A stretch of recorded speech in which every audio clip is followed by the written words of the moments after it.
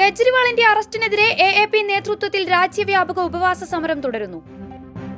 ഇഡിയും ആദായനികുതി വകുപ്പും കാണിക്കുന്നത് ഗുണ്ടായിസം, നിയമ നടപടി സ്വീകരിക്കുമെന്ന് MV ഗോവിന്ദൻ. രാഷ്ട്രീയ നേട്ടത്തിന് ചരിത്രത്തെ വളച്ചൊടിക്കരുത്, കങ്കണയ്ക്കെതിരെ നേതാജിയുടെ കുടുംബം. തെരഞ്ഞെടുപ്പ് പ്രചാരണത്തിനില്ല, JP നദ്ദയ്ക്ക് കത്തയച്ച ഖുശ്ബു. തടയാൻ അവസരം ലഭിച്ചിട്ടും BJPയെ പ്രതിപക്ഷം തടഞ്ഞില്ലെന്ന് പ്രശാന്ത് കിഷോർ. തൃണമൂൽ നേതാക്കളോട് BJPയിൽ ചേരാൻ കേന്ദ്ര ഏജൻസികൾ ആവശ്യപ്പെടുന്നെന്ന് മമതാ ബാനർജി.